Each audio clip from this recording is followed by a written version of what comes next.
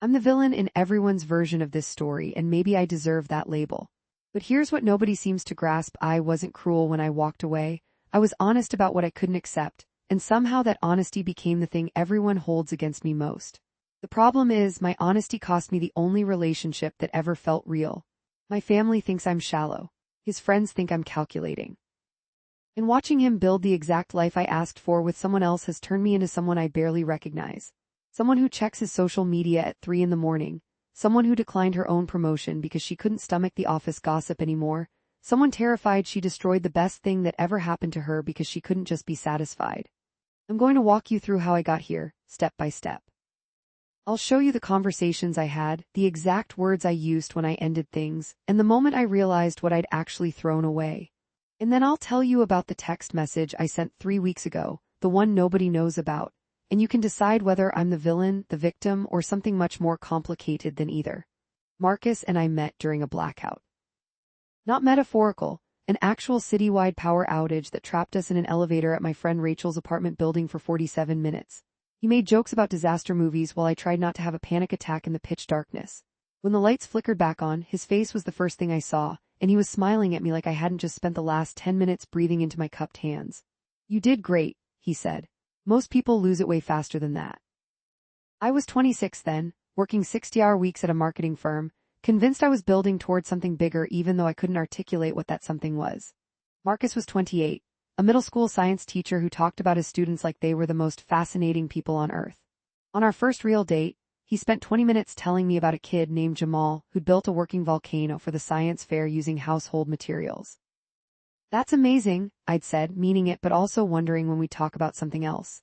Looking back, that should have been my first clue about our fundamental difference. Marcus found magic in the everyday. I was always searching for the extraordinary. We fell into a relationship the way people do when the chemistry is undeniable but the logistics are simple. He lived 4 blocks from me. We both liked horror movies and Thai food. The sex was good, really good, in that comfortable way where you learn exactly what works and stop questioning whether there should be more fireworks. For 2 years it was easy. Too easy maybe. We'd spend weekends at farmers markets, have dinner with his parents every other Sunday, watch Netflix with our legs tangled on his worn-out couch. He'd grade papers while I answered work emails. We talked about getting a dog. We talked about moving in together. We never talked about marriage, though. Not seriously. And I told myself that was fine, that I was only 28, that there was plenty of time. The shift started so gradually I didn't notice it at first. I'd scroll through Instagram and see former college friends posting engagement photos, buying houses, announcing pregnancies. Rachel got engaged to someone she dated for barely a year. My younger cousin had a Pinterest board with 300 wedding ideas. "Doesn't it bother you?" I asked Marcus one night, showing him Rachel's ring. "That everyone's moving forward and we're just here." He looked up from the quiz he was designing. "Here feels pretty good to me. But don't you want more? Don't you think about the future?" "I think about it all the time," he said, and something in his expression made me think he was about to say something important. But then his phone buzzed with a message from a parent about a student's grade, and the moment dissolved. That conversation, or the lack of it, planted something in me. A restlessness that grew roots. I started noticing things that hadn't bothered me before. How Marcus's apartment was furnished almost entirely from Facebook Marketplace finds. How he drove a 12-year-old Honda with a broken air conditioner. How he turned down after-work drinks with me because he needed to prep lessons for the next day. "You make $48,000 a year," I said one night after he declined to go to an expensive restaurant for my work friend's birthday. The words came out meaner than I'd intended. "You've been teaching for 6 years. Doesn't that frustrate you?" He set down his fork slowly. "What frustrates me is when you talk about my job like it's some kind of failure. That's not what I meant." "Isn't it though?" The fight that followed was our first real one. I accused him of lacking ambition. He accused me of measuring worth in dollar signs. We both said things we had to apologize for later. We had make-up sex that felt more obligatory than passionate. And afterward, lying in his bed with the window unit rattling, I wondered if we were incompatible in ways I'd been ignoring. But I pushed the thought away, because Marcus was kind. Marcus was reliable. Marcus loved me in the steady, uncomplicated way that should have been enough. 3 months later, I got promoted to senior account director.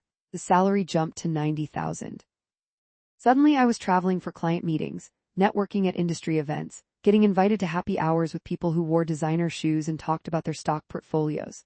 I felt myself expanding into this new version of myself, more confident, more polished, more like the person I'd always imagined becoming. Marcus tried to be supportive. He'd ask about my day, listen to me vent about difficult clients, celebrate my wins, but I could see the distance growing between us. When I talked about work, his eyes would glaze over slightly. When he talked about his students, I'd check my phone. I'm thinking about applying for the vice principal position, he told me one evening. That's great, I said, genuinely meaning it. It's only about 8,000 more a year, but it would be a good step. Only 8,000. The words echoed in my head. I made 90,000 and was already eyeing the six-figure positions I'd be eligible for in another year. 8,000 felt like such a small ambition. I didn't say that, though. I congratulated him and opened wine and tried to ignore the voice in my head asking if this was really what I wanted for my future. The breaking point came at his friend Derek's wedding.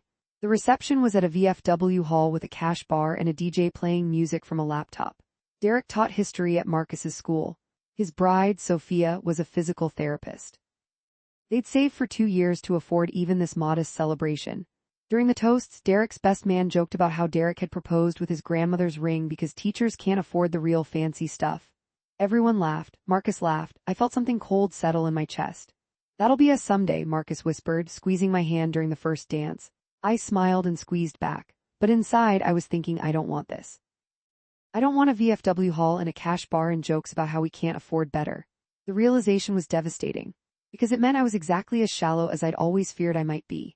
It meant that all my progressive politics and my claims about valuing people over things were just words, and when it came down to it, I wanted the Instagram-worthy proposal, the dream wedding, the house with good bones in an up-and-coming neighborhood. I wanted more than Marcus could give me. A month later, I was still wrestling with this truth when my firm landed a massive account. The celebration was at this rooftop bar downtown, all exposed brick and craft cocktails with $15 price tags. My boss, Jennifer, introduced me to the client's marketing director, a guy named Connor who wore a watch that probably cost more than Marcus's car. Connor and I talked for an hour. He was funny, ambitious, well-traveled. He referenced books I'd read and restaurants I'd been wanting to try. When he asked for my number to continue the conversation about integrated marketing strategies, I gave it to him even though I knew it wasn't really about work. He texted me the next day. Nothing inappropriate, just a link to an article about brand positioning. I texted back. We started a conversation that lasted 3 days, full of the kind of intellectual sparring I realized I'd been craving. I didn't tell Marcus about Connor. I told myself there was nothing to tell. We were just professional acquaintances having industry discussions. But I knew I was lying to myself. I knew by the way I'd smile at my phone when Connor's text came through. I knew by the way I'd started comparing everything Marcus said to how I imagined Connor would say it. This is where I made my first real mistake, though the consequences wouldn't land for months. When Marcus noticed I was distracted and asked if everything was okay, I said yes. When he asked if we were okay, I said of course. I had a dozen opportunities to be honest about what I was feeling, and I dodged every single one. Instead, I started building a case against our relationship. I cataloged every small disappointment, every moment of disconnect, every reminder that we wanted different things. Marcus would suggest a camping trip. I'd remember Connor mentioning his timeshare in Cabo. Marcus would cook dinner with groceries from Aldi. I'd think about the farm-to-table restaurant Connor had recommended. I was editing my own history, rewriting our relationship as something I'd settled for rather than something I'd chosen. And I was doing it all silently in my own head, while Marcus loved me with the same steady devotion he always had. 2 months after Derek's wedding, I ended it. We were at his apartment. He'd made pasta, nothing fancy, just the sauce from a jar that I'd always loved, the one his mom had taught him to doctor with fresh basil and red pepper flakes. We were eating on the couch, watching some nature documentary when I said, I don't think this is working anymore. The fork froze halfway to his mouth. What? Us? I don't think we want the same things. What things, Kate? Where is this coming from? And here's where I compounded my first mistake with a second, bigger one. Instead of admitting that I'd been emotionally checking out for months, that I'd been having an emotional affair with someone else, that I was struggling with shallow desires I was ashamed of, instead of any of that honesty, I hid behind a reasonable-sounding explanation. I need more than you can give me, I said. I need someone who's more ambitious, who wants the same kind of future I want. Someone who's building towards something bigger. His face crumpled. What does that even mean? I'm building a career. I'm good at what I do. I know you are, but you're content with a teacher's salary, with never traveling, with staying in the same apartment you've had since you were 23, and I'm not. I want more from life. More what? More money, more impressive-sounding job titles. It's not about that. It sounds exactly about that. He wasn't wrong, but I was too deep in my justification to admit it. It's about wanting a partner who matches my ambition, who's trying to build wealth, not just get by. Who wants experiences, not just this. I gestured around his apartment at the second-hand furniture and the posters he'd had since college and the life that had felt cozy 2 years ago but now felt suffocating. I love you, he said, and his voice cracked. I've been saving for a ring, Kate. I was going to propose at Christmas. I've had this whole plan. Don't, I interrupted. Please don't make this harder. You're breaking up with me because I don't make enough money. It's not that simple. Then explain it to me, because that's what I'm hearing. I'm not successful enough. My job isn't impressive enough. I'm not enough. I should have taken that opening. I should have admitted the truth about my own insecurities, my fear of settling, my complicated feelings about worth and success. Instead, I doubled down. You're putting words in my mouth. I'm just being honest about what I need in a relationship. I need someone who's more driven, more financially stable, more aligned with where I see my life going. And if you can't understand that, if you're going to make me feel guilty for knowing what I want, then this proves we're not compatible. The cruelty of those words haunts me now. I took his vulnerability and used it as a weapon. I made him feel small for daring to be hurt by my rejection. He asked me to leave. I did, righteously indignant that he couldn't just accept my decision gracefully. I went home, cried for an hour, then texted Connor asking if he wanted to get coffee that weekend. We went out 3 times over the next month. He was everything I thought I wanted: successful, confident, generous with money. He took me to restaurants that required reservations weeks in advance. He talked about his investment portfolio and his 5-year plan to make partner at his firm, and I was bored out of my mind. Connor was perfectly pleasant, but there was no depth there. Every conversation felt like a performance. Every date felt like a transaction. When he kissed me, I felt nothing but the absence of what I'd had with Marcus. But I'd made my choice, so I tried to make it work. I posted a photo of us at some trendy wine bar, knowing Marcus would probably see it since we still had mutual friends on social media. I wanted him to know I'd moved on, that I hadn't made a mistake, that I was living my best life. The likes and comments rolled in. So happy for you. You look amazing. He's so cute. Only Rachel pushed back. She texted me separately, "This feels fast. Are you okay?" "Better than okay," I lied. "I'm exactly where I should be." 3 weeks later, Connor and I fizzled out. He sent a text saying he didn't feel the spark and thought we should keep things professional. I was relieved. I stopped dating entirely, threw myself into work, tried to convince myself I was happier single than I'd been in a relationship that felt limiting. Then 6 months after our breakup, I saw Marcus's Instagram story. He was at some outdoor concert, his arm around a woman I didn't recognize. She was pretty in this understated way, dark curly hair, bright smile, wearing a sundress from Target or Old Navy or somewhere equally practical. The caption said, "Summer nights with this one." I stared at that photo for so long my phone screen went dark 3 times. Who was she? How long had they been together? Was this serious? I told myself I didn't care. I'd been the one to end things. I had no right to feel anything about him moving on. But I checked his profile obsessively after that. Through his stories and posts, I watched their relationship develop. Her name was Amanda. She was a librarian at the public library near his school. They went on hikes, cooked dinner together, attended his students' sports games. In every photo, they looked happy in this uncomplicated, genuine way. And Marcus looked different, lighter, like he'd been carrying something heavy with me and had finally set it down. I should have been happy for him. Instead, I felt this creeping sense that I'd made a catastrophic mistake. The feeling intensified when Rachel got engaged and asked me to be a bridesmaid. At the dress fitting, the other bridesmaids were all coupled up, talking about their boyfriends and husbands. I mentioned I was single, focusing on my career. "That's so brave," one of them said in a tone that suggested she meant the opposite. I could never prioritize work over finding a partner. "Well, I was in a relationship," I said defensively. "It just wasn't right. He wasn't ambitious enough." The women exchanged looks I couldn't quite read. "Caitlin dated Marcus Foster for 2 years, Rachel offered.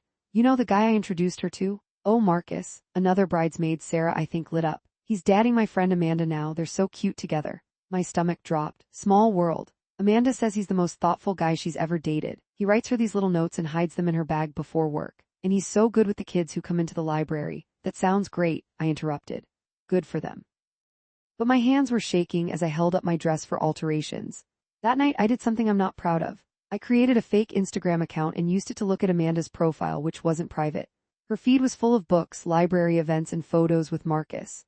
One caption caught my eye: "He surprised me with a weekend trip to the cabin where his parents got engaged. I've never felt more seen."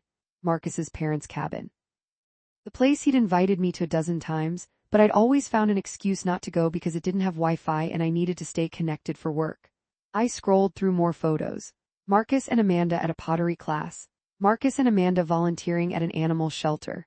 Marcus and Amanda at what looked like his friend Derek's house, playing board games with other couples. They were doing all the things Marcus had wanted to do with me. All the things I'd considered boring or beneath my evolved tastes, and they looked happy, genuinely, radiantly happy. The worst part, Amanda seemed perfect for him. She was kind-looking, creative, clearly content with a simple life. She probably didn't care that Marcus drove an old Honda or made a teacher's salary. She probably loved him for exactly who he was, not some imaginary future version I'd wanted him to become. I felt sick. Not because I still loved Marcus, though I was starting to suspect I'd never stopped, but because I was realizing what I'd actually done. I hadn't left because we were incompatible. I'd left because I was too insecure to value what we had. I'd sabotaged the best relationship I'd ever had because I was more concerned with how it looked on paper than how it felt in reality. And now he was giving everything I'd asked for, the commitment, the future planning, the romantic gestures, to someone else. Someone who actually appreciated them.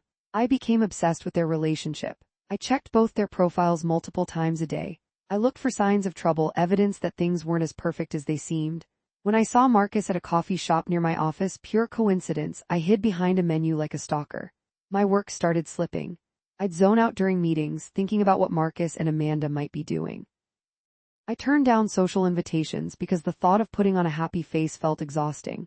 I started seeing a therapist who gently suggested I might be experiencing regret and depression.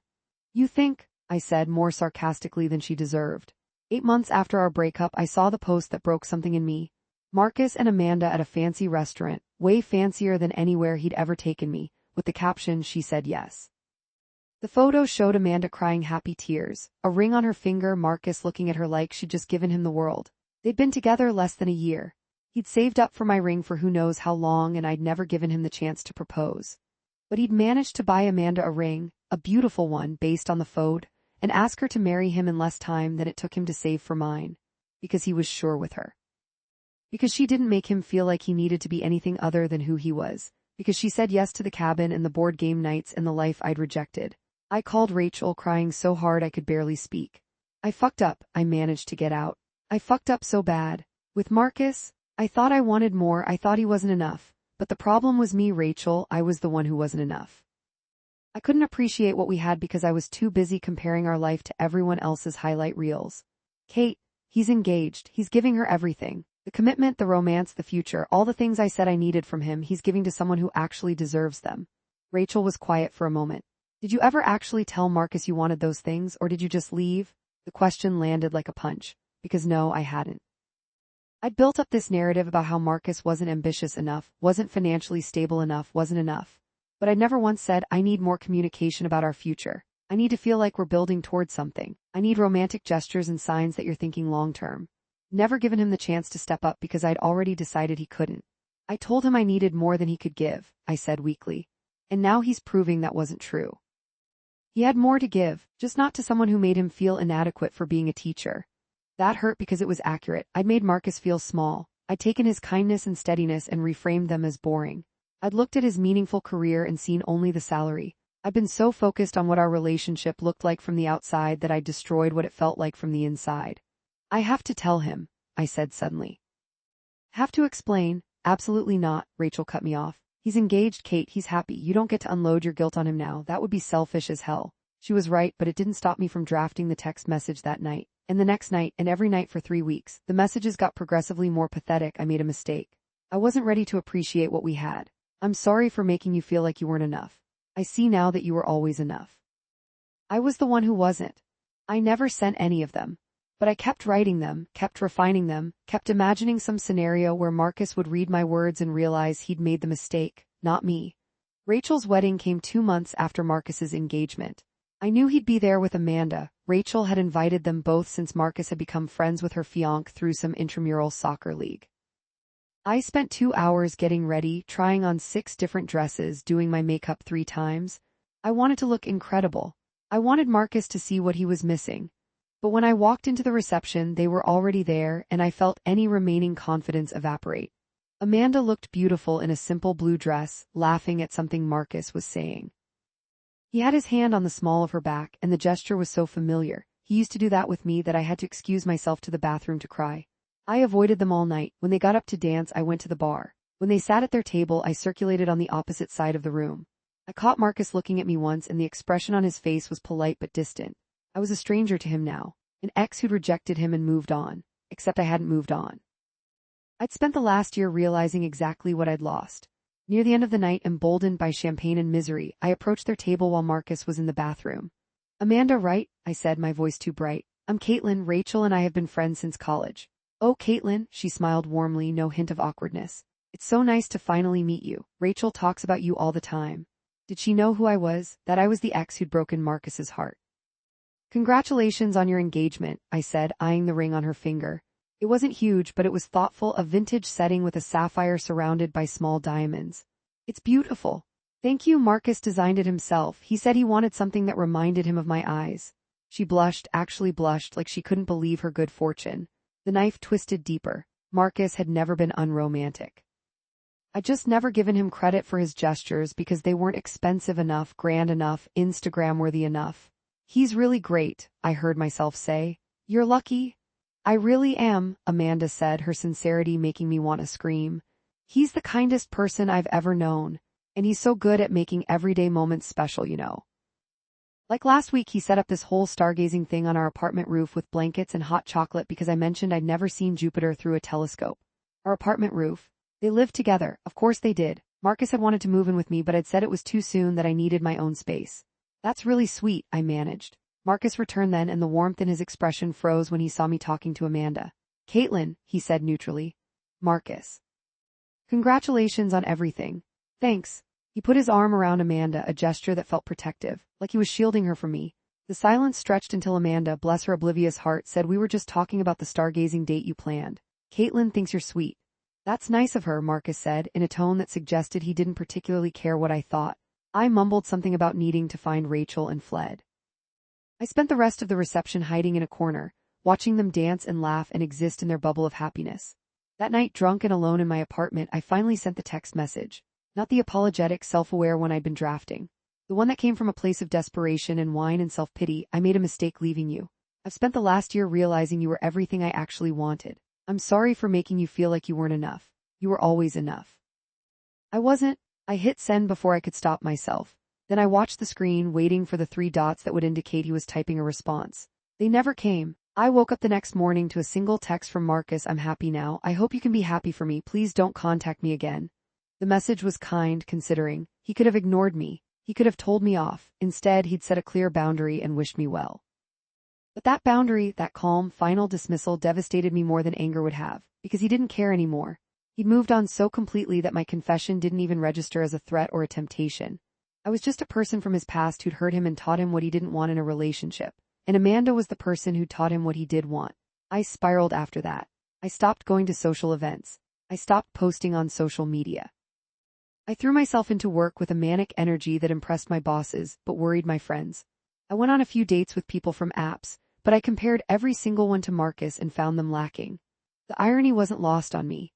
I'd left Marcus because I was constantly comparing him to some imaginary ideal of success and romance.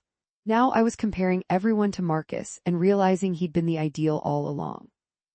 My therapist asked me what I was really mourning, the relationship or my own ego. Both, I admitted. I'm mourning what we had, but I'm also mourning who I thought I was. I believed I was someone who valued authenticity and kindness and real connection. But when it came down to it, I chose status and money and some fantasy of what my life should look like over the person who actually made me happy. What does that say about me? That you're human, she said, and that you're learning. But the learning came too late. Marcus got married in September, I know because Rachel posted photos. They had a small wedding at a vineyard, all string lights and handwritten vows. Amanda's dress was simple but elegant.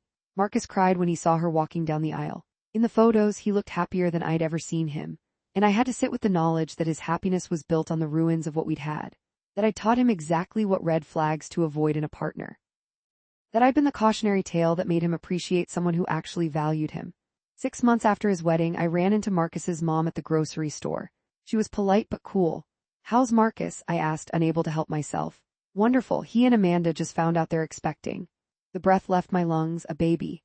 They were having a baby. The future I'd been too scared to envision with him, he was building with someone else at lightning speed. That's amazing, I said, my voice hollow. Tell him I'm happy for him. I will, she said, though her tone suggested she wouldn't. As she walked away, I stood in the cereal aisle and finally let myself feel the full weight of what I'd lost. Not just Marcus, though God, I missed him in ways I couldn't articulate, but the life we could have had. The simple, genuine happiness I'd rejected because it wasn't impressive enough. Because here's what I finally understood: Marcus hadn't been unable to give me what I needed. He'd been unwilling to perform the version of success I'd demanded. He'd known his worth even when I couldn't see it. And when I left, he didn't change who he was. He just found someone who loved that person. All the things I'd criticized him for: his contentment with teaching, his modest apartment, his preference for quiet nights over flashy experiences, Amanda embraced them. She didn't need him to be more ambitious or more financially successful. She just needed him to be Marcus. And he gave her everything. Not because she asked for more than he could give, but because she appreciated what he was already offering. I've had to sit with the reality that I'm the antagonist in their love story. I'm the shallow ex who didn't appreciate him, the cautionary tale they probably tell their friends. When their kid asks how they met, Marcus will say Amanda came into his life right when he needed her most, after a difficult breakup that taught him what he truly deserved. I'll be the difficult breakup, the lesson, the mistake he overcame. My career is going well for what it's worth. I made 6 figures this year. I have a nice apartment in a trendy neighborhood. I travel for work, eat at restaurants that require reservations, wear the clothes I always thought would make me feel successful. But I'm alone, and I'm lonely in a way that has nothing to do with being single and everything to do with knowing I destroyed something irreplaceable because I couldn't see its value. I could blame it on my age, on societal pressure, on Instagram culture that makes everyone compare their lives to carefully curated highlight reels. And those things contributed. But ultimately I made a choice. I looked at genuine love and decided it wasn't enough because it didn't come with the right accessories. I told Marcus I needed more than he could give. The truth is, he had everything to give, I was just too shallow to receive it. And now he's giving it all to someone who actually deserves it, someone who sees the wealth in a middle school teacher who loves his job, who finds romance in stargazing and handwritten notes, who measures success in happiness rather than salary. I'm telling you this now because I saw their pregnancy announcement on Facebook yesterday. The photo showed Amanda's growing belly, Marcus's hand resting on it, both of them glowing with joy.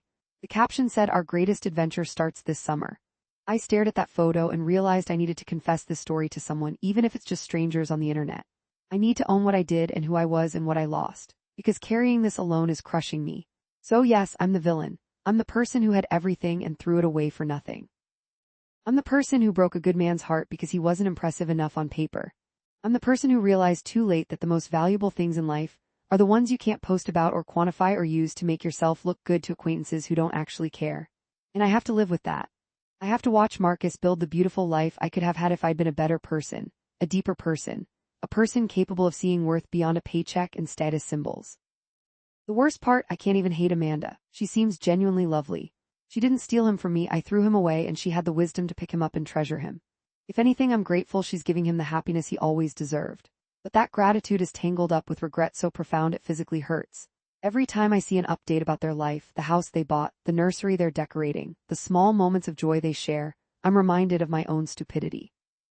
My own shallowness, my own inability to value substance over appearance. I don't know if I'll ever forgive myself. I don't know if I should. Maybe some mistakes are too big, some lessons too expensive. Maybe I'm meant to carry this regret as a reminder of who I never want to be again. If you're reading this and judging me, you should. I judged Marcus for not being enough, and karma has a vicious sense of irony. Now I get to spend the rest of my life knowing I wasn't enough, not good enough, not deep enough, not wise enough to recognize love when it was standing right in front of me. I told him I needed more than he could give. The truth that haunts me every single day is that he could give everything I actually needed. I just couldn't see it until he was giving it all to someone else instead.